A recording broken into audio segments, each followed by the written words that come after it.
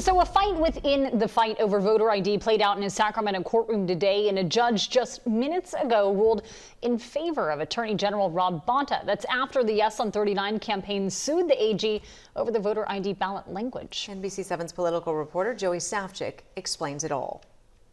You're going to be asked to weigh in on the question of voter ID in November. And up until this afternoon, there was a question about how the title of that ballot proposition would be phrased.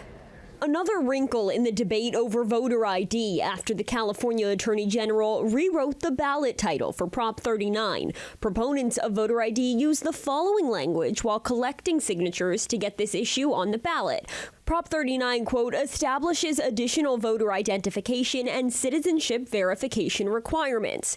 But the AG's office revealed revised language, which says, quote, prohibits citizens from voting unless they present government-issued identification. I think that at the end of the day here, this is the equivalent of saying that if you forget your if you forget your ID at the airport, then you're prohibited from flying. That's not the case. You just didn't fulfill the requirement to fly. I mean, first of all, it would be rich for the Republicans to complain about misleading ballot language. I mean, they're literally trying to make it harder for people to vote. That's really what they want. The Yes on 39 campaign sued over the new title, saying it's misleading and violates election laws. Democratic Attorney General Bonta pushed back during a press conference this week. And Thursday afternoon, a judge ruled in the AG's favor. We're confident what we've written. We've complied with with the law as it's set forth. Everything in the proposition that we've written is true, is accurate. The proposition would also create stricter standards for maintaining voter rolls and verifying citizenship.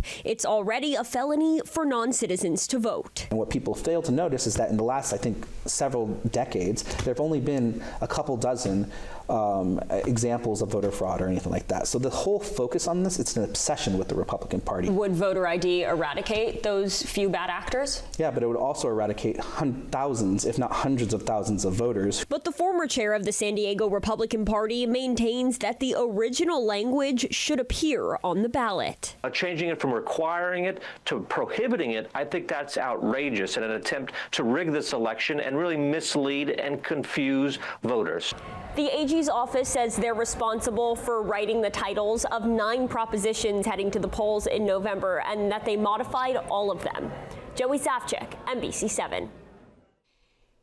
In a statement, San Diego Assemblymember Carl DeMaio, who has been driving the voter ID initiative, says once again California politicians are trying to rig our elections by putting biased titles on ballot propositions they don't like.